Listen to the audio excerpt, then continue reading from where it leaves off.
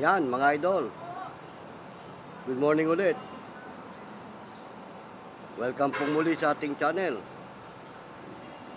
Ito na namang muli ang inyong lingkod, si Boyet, ay muling bumabati ng isang magandang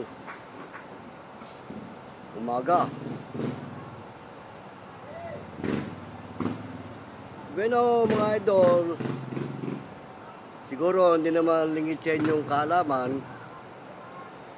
sa social media ngayon talagang may mga nagko-content tungkol dito sa di umano rapture na magaganap. At ngayon daw itong September. Ngayong September magaganap. At ipinaghahanda ang marami sa magaganap. Alam nyo mga idol, sa totoo lang, yung rapture na dadating, kung dadating man yan, wala nakakaalam kung kailan yan. Oo. Yung ikalawang pagparito ng ating Panginoong Jesucristo ay walang nakakaalam.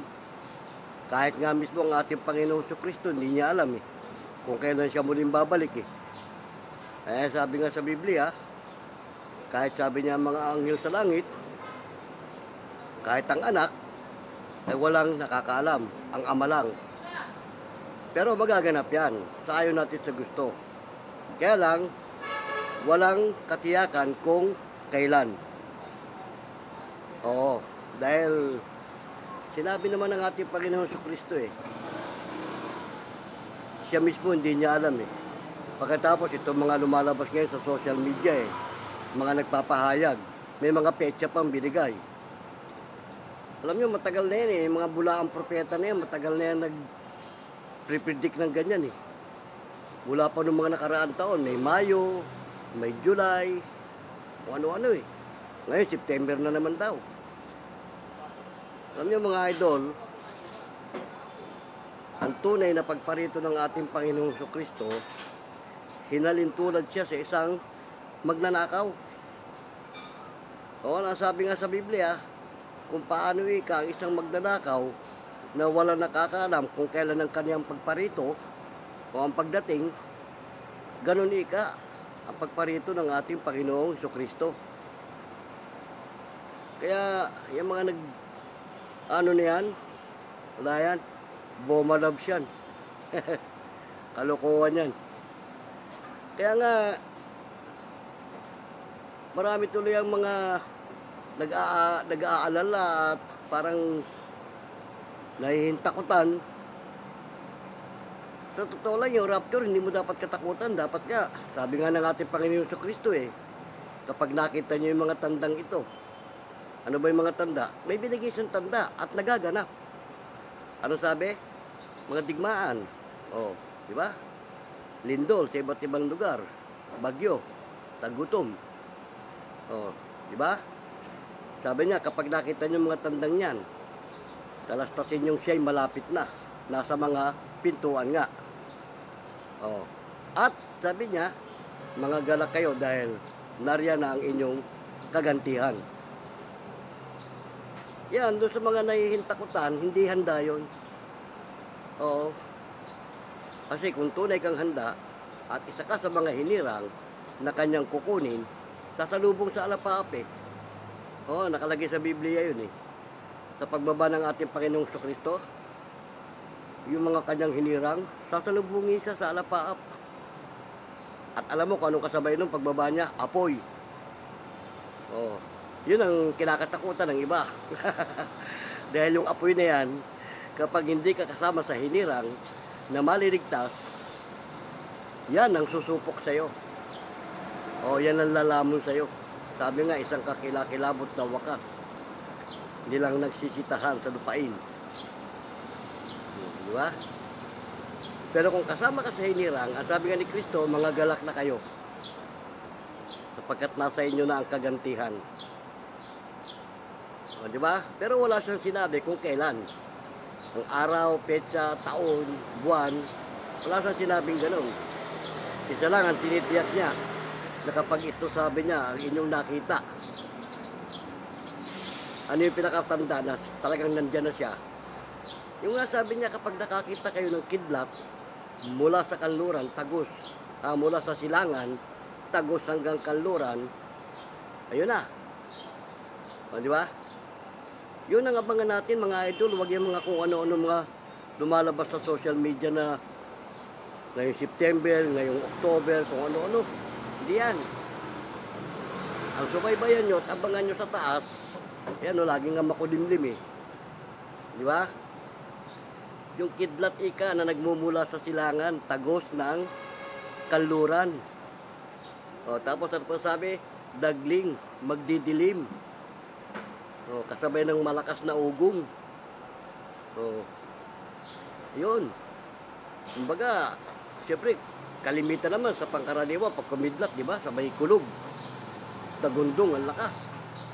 Pero itong kidlat na to na mangyayari sa araw ng kawakasan, iba to. Mahaba to, tagos to, hanggang kanluran nga eh, mula sa silangan eh.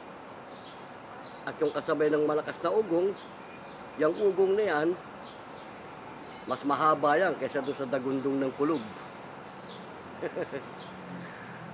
At talaga namang nakakatakot kasi sabi nga sa Biblia, mga lilito ang tao at tatakbo ng paroot parito.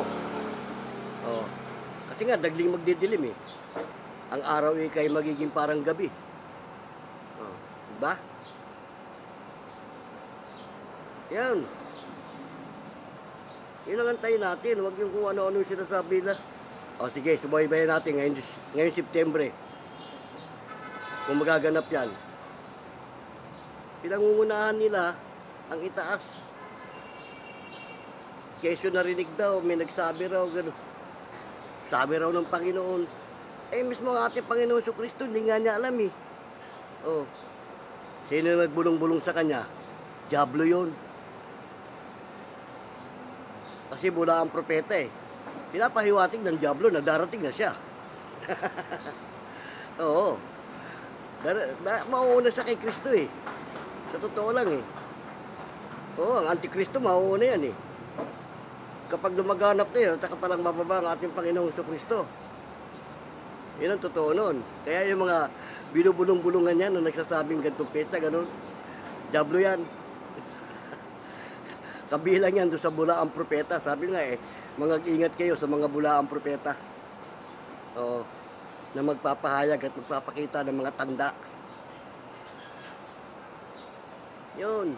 Kaya nga, yung napanood ko kanina doon sa kapwa natin vlogger, pero tama yung mga sinabi niya. O tama yun. Magaganap talaga yun. Kaya lang, ang palpak lang doon, ang sablay, yung sinabing petsa at yung buwan. Ngayon nga daw, September, oh.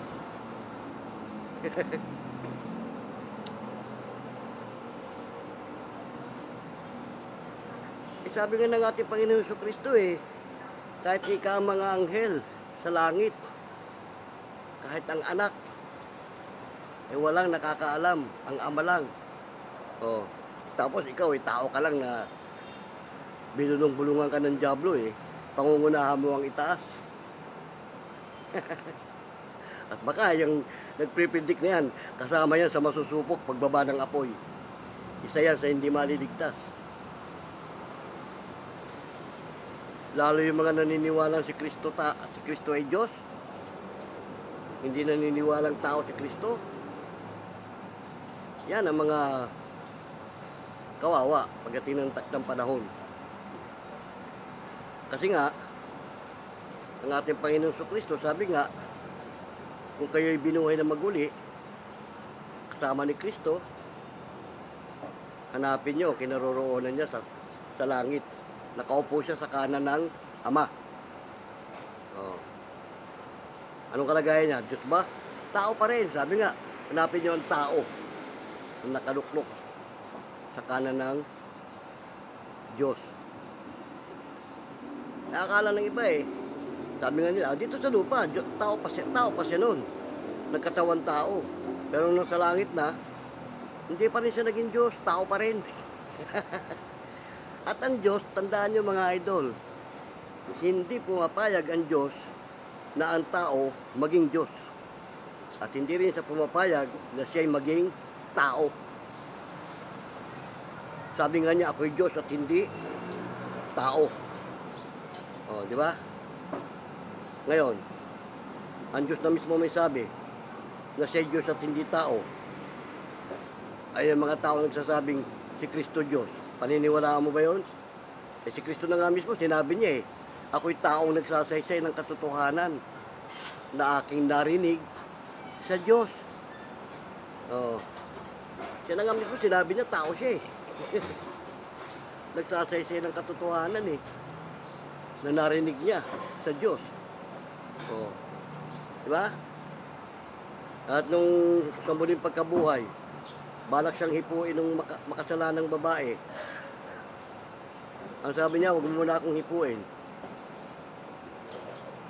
Sapagkat ako'y paroroon sa aking ama. Inyong ama, aking Diyos, inyong Diyos. Ibalita mo sa aking mga kapatid na ako'y paroroon. O, di ba? Hindi naman niya sinabi na paroroon ako sa kapwa ko Diyos. Sa ama. Wala siya sinabing ganun. Sinabi nga niya, inyong ama, inyong Diyos. O. Aking ama, aking Diyos, inyong ama, inyong Diyos.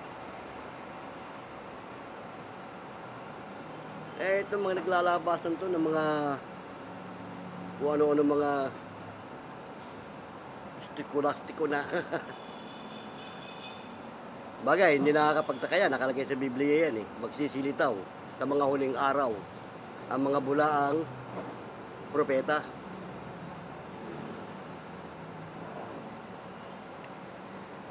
Tapos, sasabihin pa nila eh, ang Antikristo daw yung hindi naniniwalang si Kristo ay Diyos. Eh sabi nga sa Biblia eh, at sino man magpahayag na naparito si Kristong wala sa laman. O ano ibig sabihin nun? Ibig sabihin, hindi siya tao.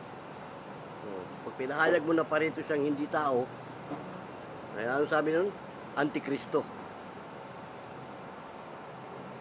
Ngayon, doon sa mga naniniwalang siya Diyos, ano sabi niya? Bakit hindi nyo mapag-unawa ang aking mga sinasabi? Sapagkat kayo ay sa inyong amang Diablo. Wala sa kanya ang katuwiran at katotohanan. Isa siyang sinungaling, ama ng kasinungalingan. Di ba? Kaya kung ang ating ama sa langit, meron siyang anak, yan nga ang ating Panginoong Kristo. Meron ding ama ang Diablo dito sa lupa. Yung nga, lilitaw nga, Antikristo eh. Yun eh. Susuguin din ng Diablo yun. Nakasangkapanin ng Diablo yun. Bibigyan din ng kakaibang kapangyarihan yun. Para linlangin ng marami. Sabi nga eh, maghahayag ng mga tanda at kababalaghan. Oh. Kaya, yan eh, napagkukwentuhan lang naman natin. Dahil nga doon sa mga naglalabasan ngayon na kung ano-ano sa social media, hindi natin inaano yung ano nila, sila yun eh, kanila yun.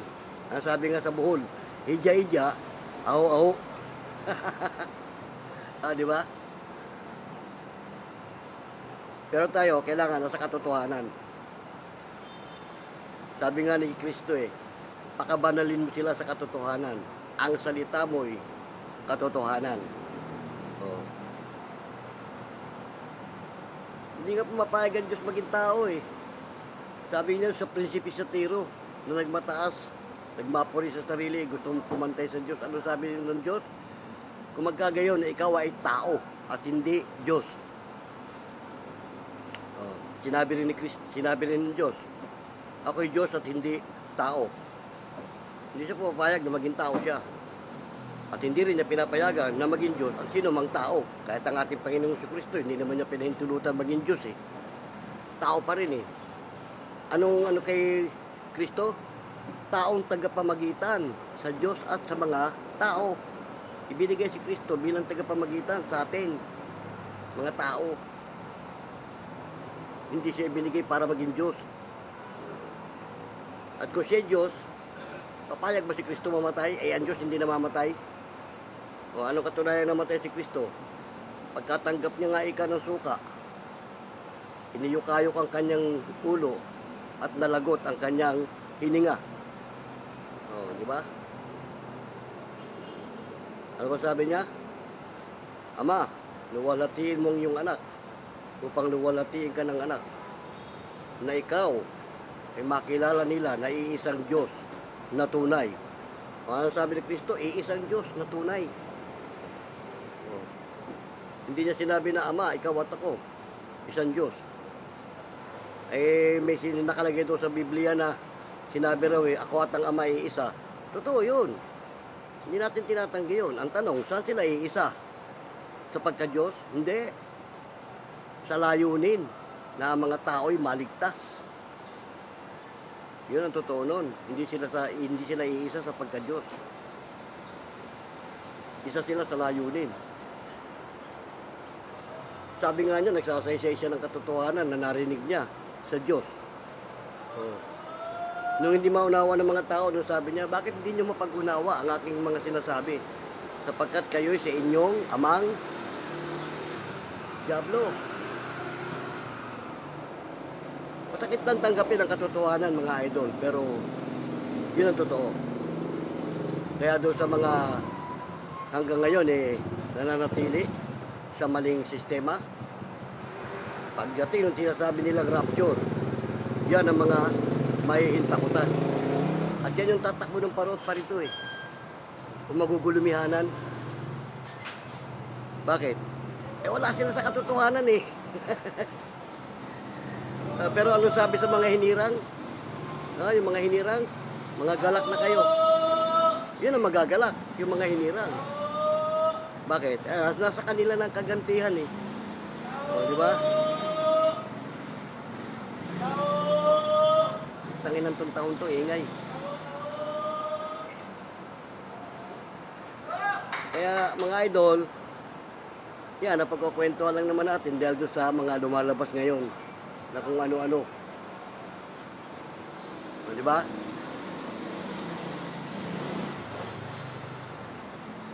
Kaya yung mga hanggang sa ngayon, nananatili doon sa mali. Mag-isip na kayo, mga idol. Hanggat may panahon pa. Yun yung sinasabi na magsipaghanda na ang lahat. Bakit? Yung wala sa katotohanan, hindi yan handa Oo, sigurado yan. Kasi nga, sabi sa Biblia gabuhangin sa dagat ang parurusahan. Ngayon, konti lang ang hinirang. Kaya, hindi natin kinokontra yung mga paniniwala nila. Pero, nag-a-advise lang tayo. Na sana, makita nila ang katotohanan. Kasi, sabagay, wala namang nakalagay sa wala namang nasa unang pagsisisi, puro nasa huli, di ba? Kasi pagka nangamatay na ang tao, bubuhay maguli Sa pagparito ng ating Panginoong Kristo, yung mga dinat ng buhay, bubuhayin yun. Sabi nga bibigay ng dagat ang mga patay na nasa kanya. Ibibigay ng Hades ang mga patay na nasa kanya. Kumbaga, saan ka man namatay, saan ka man bubuhayin ka. Para humarap sa hukuman ng ating Panginoon. O ngayon, yung mga dadat ng buhay, mamamatay pa ba? Yung mga hinirang, hindi na mamamatay. Kahit yung mga hindi hinirang, hindi na rin mamamatayan. Lahat ng dadat ng buhay, hindi na mamamatay. Kaya masakap nga nun parehong nasa buhay na walang hanggan, pero magkaiba ang destinasyon. Buhay na walang hanggan sa parusa, at buhay na walang hanggan sa pagpapalat biyaya. Ngayon, ang tanong, alin ka dyan sa dalawa sa tingin mo? Di ba? Kung nasa buhay na walang hanggan ka sa parusa, yun ang masakit. Pero kung sa buhay na walang hanggan ka sa pagpapala, yun ang masarap. Lahat naman bubuhayin Haharap lahat sa hukuman ng ating Panginoon.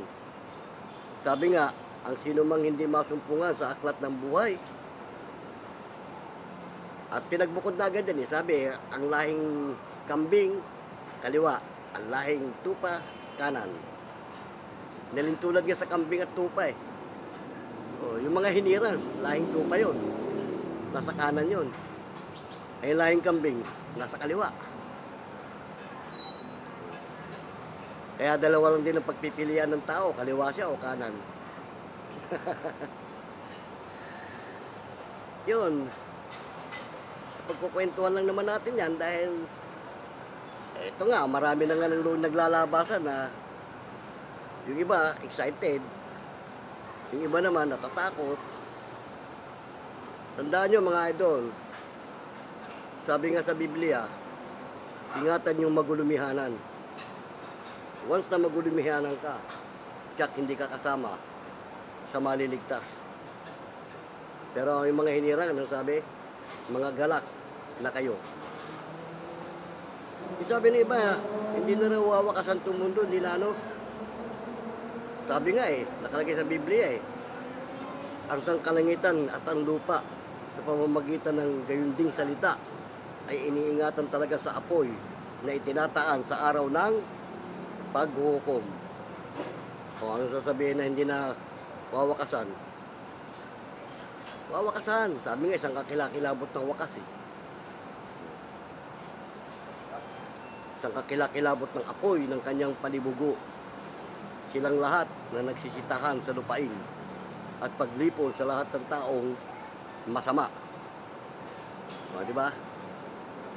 Eh yan, o, paano mga idol ha? Salamat ng marami at sa maikling sandali, ay sinamahan nyo ako. Yan, tinalakay lang naman natin yan dahil nga doon sa mga napapanood natin sa ating mga kapwa content creator. Bueno, ito po muna inyong lingkod, si Boyet. Pero bago tayo magbukas, kaya munang batiin ko kayo lahat. Binabati ko kayo lahat. Saan man kayo naroon, Luzon, Visayas, Mindanao, maging sa iba yung dagat. Hindi ko man mabanggit isa-isa ang inyong mga pangalan. Nawa ay nasa mabuti rin kayong kalagayan hanggang sa mga oras na ito. Okay na mga idol. Ha? Hanggang sa muli. Paalam!